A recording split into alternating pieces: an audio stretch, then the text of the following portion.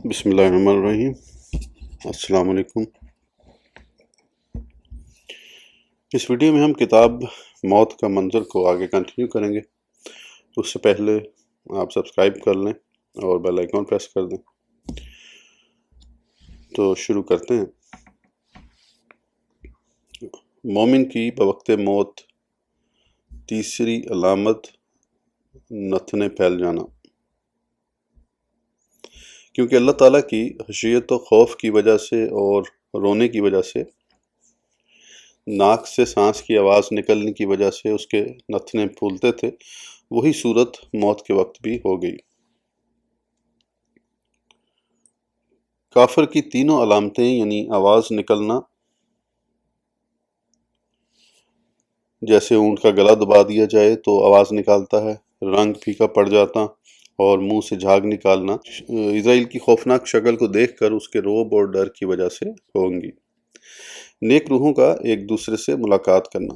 طبرانی نے معجم اوسط میں حضرت ابو ایوب انصاری رضی اللہ عنہ سے روایت کی ہے کہ حضور اقدس صلی اللہ علیہ وسلم نے ارشاد فرمایا کہ جس وقت مسلمانوں کی روح قبض کی جاتی ہے تو اللہ تعالیٰ کے وہ بندے جو جنت میں رہتے ہیں ملاقات کرتے ہیں اور آپس میں کہتے ہیں کہ اپنے دوست کو فرصت دو تاکہ یہ آرام کرے، کیونکہ وہ بڑی شدت و رنج میں ہوتا ہے۔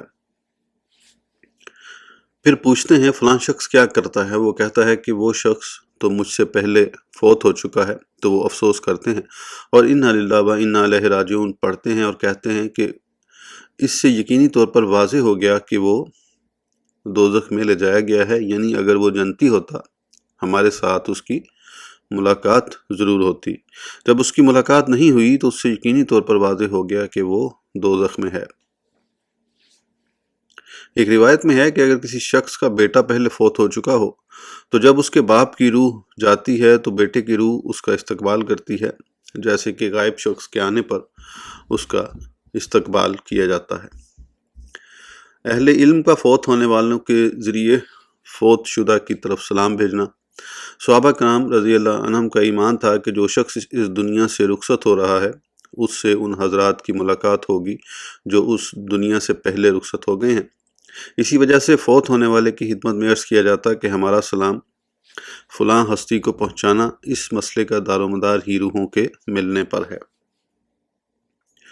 حضرت محمد بن منقدر جو بہت بڑے مشہور تابعین سے ہیں، بہت بڑے عالم زاہد اور عاد ہیں، سے مروی ہے، آپ فرماتے ہیں کہ میں حضرت جابر بن عبداللہ رضی اللہ عنہما دونوں باپ بیٹا جلیل القدر صحابہ کرام سے ہیں کے پاس ان کی وفات کے وقت حاضر ہوا تو میں نے انہیں کہا کہ آپ رسول اللہ صلی اللہ علیہ وسلم کے پاس میرا سلام پیش کرنا۔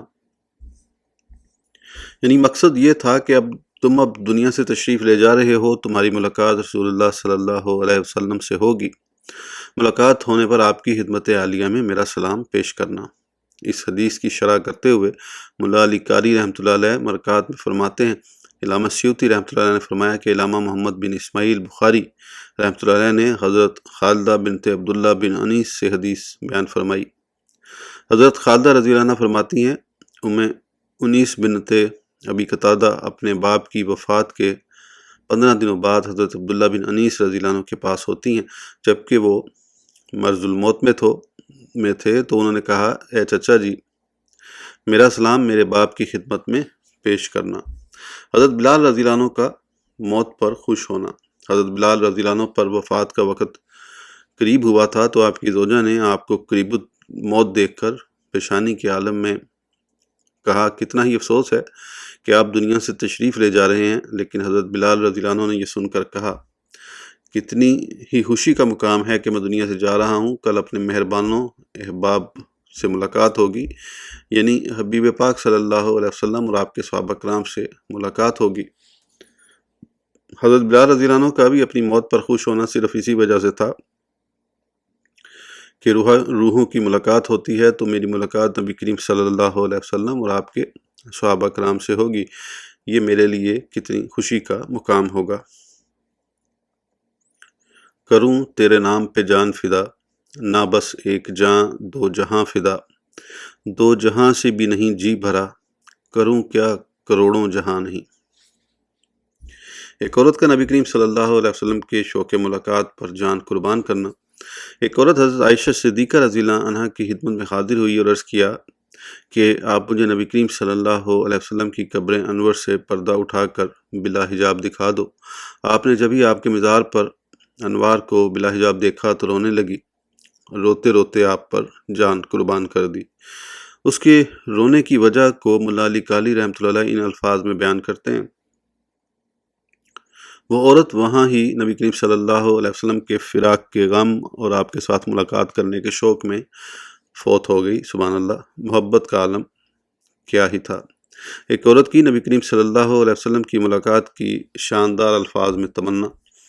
حضرت زید ابن اسلم رحمۃ اللہ علیہ فرماتے ہیں کہ حضرت عمر رضی اللہ عنہ ایک رات کو رعایا کے حقوق کی حفاظت اور ان کے احوال کی خبر گیری کے لیے نکلے تو آپ نے ایک گھر میں چراغ جلتا ہوا دیکھا اور اندازہ ہوا کہ گھر میں ایک عورت صوف دھننے کا کام کر رہی ہے، ساتھ یہ کہہ رہی ہے: نبی کریم صلی اللہ علیہ وسلم پر نیک لوگوں کی صلاۃ اور آپ پر نیک بزرگ لوگوں کے درود پاک ہمیں یہ بتاتے ہیں کہ آپ اللہ تعالیٰ کی عبادت میں بہت زیادہ قیام کرنے والے تھے اور سحری کے وقت اللہ تعالیٰ کی یاد میں اور امت کے غم میں بہت زیادہ رونے والے ہیں۔ میرا علم و شعور ہمہ وقت آپ کی تمنا میں ہی رہتا ہے، کیا کبھی موت آئے گی جو مجھے اور میرے حبیب پاک نبی کریم صلی اللہ علیہ وسلم کو ایک دار میں جمع کر دے، یعنی کاش کہ موت آ جائے اور نبی کریم صلی اللہ علیہ وسلم سے ملاقات ہو جائے۔ نبی کریم صلی اللہ علیہ وسلم کا حضرت صدیق اکبر رضی اللہ عنہ کی ملاقات کے لیے مشتاق ہونا۔ حضرت عائشہ رضی اللہ عنہ فرماتی ہیں: میرے والد حضرت ابو بکر صدیق رضی اللہ عنہ بیمار تھے تو وصیت فرمائی کہ میرے انتقال کے بعد میرے جنازے کو نبی کریم صلی اللہ علیہ وسلم کے روضہ مبارک کے سامنے رکھ کر عرض کرنا: یہ ابو بکر ہے جو آپ کے قریب دفن ہونے کی تمنا کرتا ہے، اگر وہاں سے اجازت ہو جائے تو مجھے وہاں دفن کر دینا، اور اگر اجازت نہ ملے تو پھر مجھے جنت البقیع میں دفن کر دینا۔ آپ کے وصال کے بعد آپ کی وصیت کے مطابق آپ کا جنازہ نبی کریم صلی اللہ علیہ وسلم کے مزار پر انوار کے سامنے رکھ کر یہی عرض پیش کر دی گئی۔ وہاں سے ہمیں ایک آواز آئی، بظاہر کلام کرنے والا کوئی آدمی نظر نہیں آ رہا، لیکن آواز آئی کہ اعزاز و اکرم کے ساتھ اندر لے آؤ۔ حضرت علی رضی اللہ عنہ سے مروی ہے، آپ فرماتے ہیں جب حضرت ابو بکر صدیق رضی اللہ عنہ کے وصال کا وقت قریب آیا تو آپ نے مجھے اپنے سرہانے بٹھا کر کہا کہ جن ہاتھوں سے آپ نے رسول اللہ صلی اللہ علیہ وسلم کو غسل دیا ہے ان ہاتھوں سے مجھے غسل دینا اور خوشبو لگانا اور مجھے اس حجرے کے قریب لے جانا جس میں نبی کریم صلی اللہ علیہ وسلم آرام فرما ہیں، یعنی جہاں آپ کی قبر مبارک ہے۔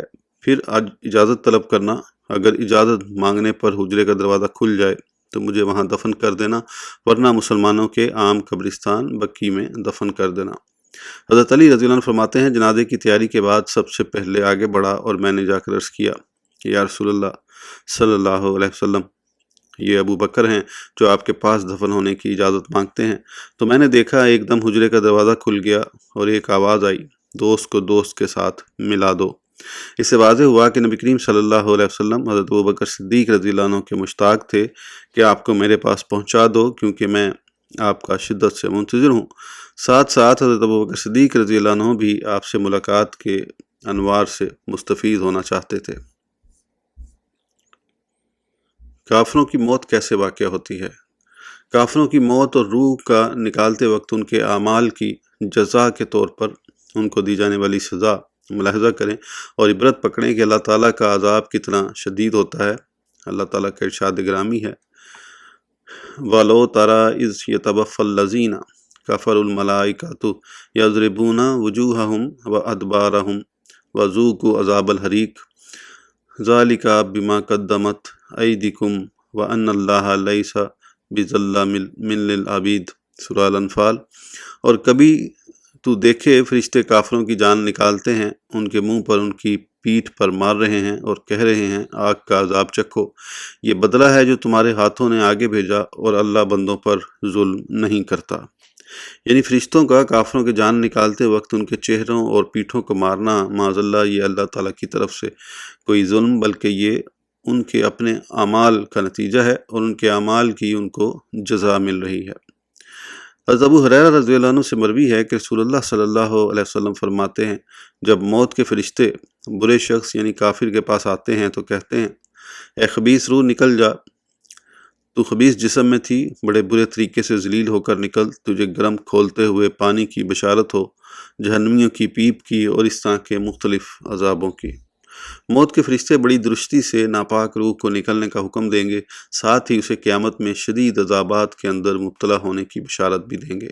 شدید گرم کھولتا ہوا پانی دیا جائے گا، دوزخیوں کے زخموں سے بہنے والی پیپ ایک دوسرے کو پلائی جائے گی، وہ اس طرح کی بدبودار ہوگی کہ اگر اس کا ایک قطرہ مشرق میں ڈالا جائے تو مغرب والے اس کی بدبو کو محسوس کریں۔ اسرائیل علیہ السلام اس روح کو ایسے کھینچتے ہیں جس طرح گرم میخ گیلی پشم سے کھینچتے ہیں۔ ملک الموت جب روح کو قبض کرتے ہیں تو دوسرے فرشتے اس ناپاک بدبودار روح کو ٹاٹ میں لپیٹ کر آسمان پر لے جائیں گے تو دروازے نہیں کھولے جائیں گے۔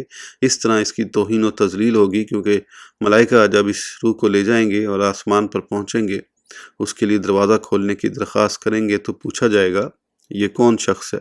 یہ بتائیں گے کہ یہ فلاں بن فلاں کی روح، تو جواب ملے گا یہ ناپاک جسم کی ناپاک روح کا یہاں آنا اچھا نہیں، ہم اس کو خوش آمدید نہیں کہتے۔ روح کو براہ راست خطاب ہوگا، اے بری روح، آج تیرے لیے دروازے نہیں کھولے جا سکتے، آسمان سے واپس چلی جا اور قبر میں پہنچ جا، اس طرح یہ اسفل سافلین میں قید رہے گی۔ بخلاف مومن کی روح کے کہ وہ زمین و آسمان کے ملکوت میں سیر کرے گی، جہاں سے چاہے جنت کے پھل حاصل کرے گی۔ عرش کے نیچے قندیلوں یعنی لالٹینوں، جن کی حقیقی کیفیت اللہ ہی بہتر جانتا ہے، کے ساتھ قرار پکڑے گی۔ مومن کی روح کا جسم سے تعلق کامل طور پر قائم رہتا ہے، یہاں تک کہ وہ انسان اپنی قبر میں قرآن پڑھتا ہے، نعمتیں اس کو حاصل ہوتی ہیں، دلہن کی طرح آرام سے وہ سوتا ہے، وہ جنت میں اپنے مرتبہ و مقام کے مطابق منازل و مدارج کو دیکھتا ہے۔ روح کے معاملات، برزخی حالات تمام کے عادت کے خلاف ہوتے ہیں، لیکن مومن کے لیے ان کو سمجھنے میں کوئی مشکل نہیں، اس لیے اس پر کئی علامات شاہد ہیں۔ کافر کی روح کو سختی سے نکالنا۔ ابو یعلا اور ابن ابی دنیا نے حضرت تمیم داری رضی اللہ عنہ سے روایت کی ہے کہ رسول اللہ صلی اللہ علیہ وسلم نے فرمایا کہ جب کافر کی موت کا وقت قریب آ جاتا ہے تو اللہ تعالیٰ ملک الموت حضرت جبرائیل علیہ السلام کو حکم دیتا ہے کہ میرے دشمن کی طرف جاؤ اور اس کو میرے پاس لاؤ۔ میں نے دنیا میں اس کو وسیع رزق عطا کیا ہوا تھا اور اپنی نعمتوں سے اس کو راحت عطا کر کے سرفراز کیا ہوا تھا، لیکن اس نے سوائے نافرمانی کے اور کچھ نہ کیا، تو اس کو لے کر آ تاکہ میں اس سے انتقام لوں۔ تو ملک الموت اس کے پاس بہت بری شکل میں جاتے ہیں کہ اس نے اس سے پہلے اتنی بری شکل کبھی نہ دیکھی تھی، اور اس کے ساتھ کثیر تعداد میں اور فرشتے بھی ہوتے ہیں جن کے پاس آگ کا دھواں اور آگ کے کوڑے ہوتے ہیں، اور خود ملک الموت کے پاس سیخ ہوتی ہے جو آگ کی طرح گرم، خاردار اور کھردری ہوتی ہے۔ ملک الموت سیخ سے اسے اس طرح مارتا ہے کہ اس کا ہر ایک کانٹا اس کے جسم میں پیوست ہو جاتا ہے، پھر اس کو بڑے زوردار طریقے سے کھینچتا ہے، جس کے درد و الم سے وہ اللہ کا دشمن بے ہوش ہو جاتا ہے، اور دوسرے فرشتے اس کے منہ اور پیٹھ پر کوڑے مارتے ہیں، پھر اس کی روح کو اس کی کمر تک کھینچتا ہے، پھر اس کے سینے تک اور پھر حلق تک، پھر وہ فرشتے دوزخ کی آگ اور دھواں اس کی ٹھوڑی کے نیچے پہنچاتے ہیں، اور پھر ملک الموت کہتا ہے، اے ملعون روح نکل آ گرم پانی کی طرف اور دھوئیں کے سائے کی طرف جو نہ ٹھنڈا ہے اور نہ ہی نفع مند۔ جب ملک الموت روح قبض کرتے ہیں تو روح جسم سے کہتی ہے، اللہ تعالیٰ تجھے سزا دے، تو گناہوں کی طرف جلدی کرنے والا تھا اور نیکیوں کی طرف دیر کرتا تھا، تو خود تو ہلاک ہو گیا لیکن مجھے بھی تو نے ہلاکت میں ڈال دیا ہے۔ جسم بھی یہی فریاد روح سے کر رہا ہوگا، غرض یہ کہ جسم روح کو مورد الزام ٹھہرا رہا ہوگا اور روح جسم کو۔ وہ خبیث زمین کے جس حصے میں گناہ کرتا تھا وہ زمین کا حصہ اس پر لعنت کرتا ہے، اور ابلیس کا لشکر ابلیس کو خوشخبری دیتا ہے کہ ہم نے اس کو دوزخ میں گرا دیا ہے۔ کافر کے لیے موت عذاب اور مومن کے لیے راحت ہے۔ دنیا مومن کے لیے قید خانہ ہے اور کافر کے لیے جنت ہے۔ یہی وجہ ہے کہ مومن موت کو اپنے لیے راحت سمجھتا ہے کہ اسے قید خانے سے آزادی مل رہی ہے، وہ اس طرح خوشی سے جاتا ہے جیسے جیل سے کسی کو رہائی مل جائے یا کسی شخص کی سزائے موت کو ختم کر دیا جائے۔ وہ ہنستا ہوا اس طرح جاتا ہے جس طرح کوئی دوست کو ملنے جاتا ہے۔ لیکن کافر کے لیے تو دنیا ہی جنت ہے، آخرت میں تو اس کے لیے عذاب ہی عذاب ہے۔ اس لیے اس کے لیے موت تو ایسے ہے جیسے کسی کو قید کیا جا رہا ہو، پھانسی کے تختے کی طرف لے جایا جا رہا ہو، کیونکہ جس طرح جبرن کسی کو جلا وطن کیا جائے تو جو حال اس کا ہوتا ہے وہ حال کافر کا موت کے وقت ہوتا ہے۔ اس پر رسول اللہ صلی اللہ علیہ وسلم کا ارشاد گرامی شاہد ہے، جو شخص اللہ تعالیٰ سے ملاقات کا ارادہ رکھتا ہو اللہ تعالیٰ بھی اس سے ملاقات کا ارادہ رکھتا ہے، اور جو شخص اللہ تعالیٰ سے ملاقات کو ناپسند رکھتا ہو اللہ تعالیٰ بھی اس سے ملاقات کرنا پسند نہیں کرتا۔ حدیث پاک سے واضح ہوا کہ مومن اللہ تعالیٰ سے ملاقات کے لیے موت پر خوش ہوتا ہے، کافر جب رب تعالیٰ کو ملنا ہی پسند نہیں کرتا تو موت کو بھی اپنے لیے عذاب سمجھتا ہے۔ غمرات موت۔ ارشاد خداوندی وَلَوْ تَرَىٰ إِذِ الظَّالِمُونَ فِي غَمَرَاتِ الْمَوْتِ وَالْمَلَائِكَةُ بَاسِطُو أَيْدِيهِمْ أَخْرِجُوا أَنفُسَكُمْ، اور اگر تم اس وقت کو دیکھتے جب ظالم لوگ سختیوں میں موت کی ہوں گے اور فرشتے پھیلائے ہوں گے ہاتھ اپنے، کہیں گے اپنی جانیں نکالو۔ سورہ الانعام۔ جہاں تک موت کے وقت تکلیف کا تعلق ہے وہ تو ہر مرنے والے شخص کو حاصل ہونی ہے، لیکن کافروں پر شدت ہوگی، ان کو ذلت و رسوائی بھی حاصل ہوگی۔ مومنوں کو صرف ظاہری تکالیف ہوں گی، لیکن تعظیم و تکریم سے ان کی روحوں کو نکالا جائے گا۔ جس طرح کسی کا آپریشن کیا جائے وہ شخص اس تکلیف کو بعد میں حاصل ہونے والی راحت کی بوجہ کچھ محسوس نہیں کرتا ہے۔ شہادت کے حصول کی خوشی میں جنگ میں حاصل ہونے والے زخموں کو مومن خاطر میں نہیں لاتا ہے، یہی حال مومن کی موت کا ہے۔ باوجود موت کی تکالیف کے اسے کوئی شدت محسوس نہیں ہوتی، کیونکہ اس کے سامنے عظیم مقصد دیدار مصطفیٰ صلی اللہ علیہ وسلم ہوتا ہے۔ غمرہ کسی چیز کی کثرت اور عظمت کو کہتے ہیں۔ آیت کریمہ میں جو کافروں کی موت کے ذکر میں غمرات موت کا تذکرہ ہے، اس سے مراد موت کی شدتیں اور بوقت موت کفار کی ذلت مراد ہے۔ کفار کی موت کے وقت عذاب کے فرشتے اپنے ہاتھ پھیلائے ہوں گے، ان کو مار رہے ہوں گے اور ان کو عذاب دے رہے ہوں گے۔ جس طرح کسی شخص نے کسی سے قرض لینا ہو تو وہ اسے گریبان سے پکڑ کر شدت سے جھنجھوڑ کر نہایت کرخت انداز میں اس کو ذلیل کرتے ہوئے اپنے حق کا مطالبہ کرے، یہی حال فرشتے کفار سے کریں گے، ان کو ذلیل کرتے ہوئے، مارتے ہوئے، عذاب دیتے ہوئے کہیں گے۔ اور محاورے کے مطابق جس طرح کسی سے کوئی چیز سختی سے اس کو ذلیل کرتے ہوئے چھین لی جائے اور کہا جائے ادھر دو مجھے، بس یہی حال کفار کا ہوگا۔ فرشتے سختی سے جان نکالتے وقت کہیں گے ادھر اپنی جان ہمارے حوالے کرو۔ سکرات موت اور کرامن کاتبین۔ اذ یتلقی المتلقیان عن الیمین وعن الشمال قعید ما یلفظ من قول الا لدیہ رقیب عتید وجاءت سکرات الموت بالحق ذالک ما کنت منہ تحید۔ سورہ کاف۔ جب اس کے اعمال کو لیتے ہیں دو لینے والے، ان میں سے ایک کو دائیں جانب اور دوسرا بائیں جانب بیٹھا ہوتا ہے، نہیں نکالتا اپنی زبان سے کوئی بات مگر اس کے پاس ایک نگہبان لکھنے کے لیے تیار ہوتا ہے، اور آپ پہنچتی ہے موت کی بے ہوش، سچ مچ اے نادان یہ ہے جس سے تو دور بھاگا کرتا تھا۔ اللہ تعالیٰ ہر انسان کے جمیع احوال سے خود بخود آگاہ ہے، لیکن اس نے اپنی حکمت کے پیش نظر اس کے لیے دو فرشتے مقرر کر دیے ہیں، ان میں سے ایک اس کے دائیں جانب بیٹھا رہتا ہے اور دوسرا بائیں جانب۔ عبارت میں ذرا غور فرمائیے، عن الیمین اور عن الشمال جار مجرور ہیں اور قید کے ساتھ متعلق ہیں۔ قید متلقیان کا بدل ہے۔ معنوی لحاظ سے اصل عبارت یوں ہوئی عن الیمین قید و عن الشمال قید، لیکن آخری قید پر اکتفا کیا گیا اور عن الیمین کے ساتھ صراحتاً قید کی ضرورت نہ رہی، یعنی انسان جس وقت بھی کوئی لفظ بولتا ہے وہ دونوں فرشتے فوراً اسے لکھ لیتے ہیں۔ رقیب نگہداشت کرنے والا، یعنی جو ہر وقت حاضر و مستعد ہو۔ اس آیت کریمہ میں یہ بتایا گیا ہے کہ انسان کی کوئی بات اور اس کی کوئی حرکت ایسی نہیں ہے جس پر وہ فرشتے مطلع نہ ہوں۔ اس سے جس قسم کا فعل جس وقت صادر ہوتا ہے وہ فرشتے اسے فوراً ریکارڈ کر لیتے ہیں۔ قیامت کے روز جب انسان پرسش اعمال کے لیے بارگاہ الہی میں پیش کیا جائے گا تو سب کچھ جاننے کے باوجود اللہ تعالیٰ ملائکہ کو حکم دیں گے کہ اس شخص کے دفاتر اعمال کو بطور دستاویز ثبوت پیش کیا جائے۔ ریڈیو اور ٹیلی ویژن کی اختراع نے ثابت کر دیا کہ انسان کی آواز کو ہو بہو مقید کرنے کے لیے قدرت نے ہر جگہ ٹیپ لگائے ہیں۔ جب بھی اللہ تعالیٰ چاہے گا کہ انسان ہو بہو اس کی آواز بینہ اس کی حرکات و سکنات کا مشاہدہ کرا دے گا اور اس میں انکار کی ہمت نہ ہوگی۔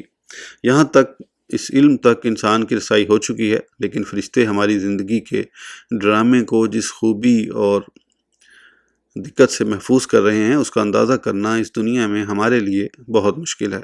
البتہ سائنس کے ان انکشافات کے عقل خیلاجو کو انکار کی ہمت نہیں رہی۔ موت کی سختی اور شدت کو سکرات الموت کہتے ہیں، یعنی جب انسان مرنے کے قریب ہوتا ہے اس پر جان کنی کے آثار نمودار ہوتے ہیں، تو اس وقت حقیقت حال عیاں ہو جاتی ہے۔ جو لوگ آج تک انکار اور نافرمانی کی روش پر گامزن رہے تھے وہ اپنی آنکھوں سے آنے والے جہاں کا مشاہدہ کرنے لگتے ہیں اور دوزخ کے لپکتے ہوئے سرخ شعلے انہیں نظر آنے لگتے ہیں۔ اس وقت انہیں کہا جائے گا کہ یہ ہے وہ عالم آخرت جس سے تم منہ موڑ رہے ہو اور جس کو تسلیم کرنے سے گریز کرتے رہے۔ اب یہ حق اور سچ بن کر تمہاری آنکھوں کے سامنے ہے، اس وقت کیا تم اس کا انکار کرنے کی جرأت کر سکتے ہو؟ وَإِنَّ عَلَيْكُمْ لَحَافِظِينَ كِرَامًا كَاتِبِينَ يَعْلَمُونَ مَا تَفْعَلُونَ سورہ الانفطار۔ تم پر نگران فرشتے مقرر ہیں جو معزز ہیں، حرف بحرف لکھتے ہیں، جانتے ہیں جو کچھ تم کرتے ہو۔ یعنی ہم نے ایسے فرشتے مقرر کر دیے ہیں جو تمہارے جملہ اعمال کی یادداشت تیار کر رہے ہیں۔ ہمارے یہ کارندے جن کو یہ اہم کام تفویض کیا گیا ہے معمولی قسم کے اہلکار نہیں، بڑے بزرگ اور بلند پایہ حضرات ہیں۔ نہ انہیں رشوت دی جا سکتی ہے، نہ انہیں مرعوب کیا جا سکتا ہے، اور نہ تمہارے اعمال کو ضبط تحریر میں لانے میں وہ کاہلی کر سکتے ہیں۔ نہ ان کی کسی سے ذاتی دوستی ہے اور عداوت۔ جو کچھ تم کرتے ہو بلا کم و کاست وہ حرف بحرف لکھ رہے ہیں۔ ان کا علم ادھورا اور ان کی معلومات ناقص نہیں۔ تمہاری ہر بات، تمہارا ہر کام، بلکہ اس کے پس پردہ تمہارے جذبات اور نیتیں ہیں، وہ ان سے بھی باخبر ہیں۔ تو تم خود غور کرو، ایسے غیر جانبدار، دیانتدار اور ہر بات سے خبردار تمہارے اعمال کا جو ریکارڈ تیار کریں گے ان کو تم کس طرح جھٹلاؤ گے۔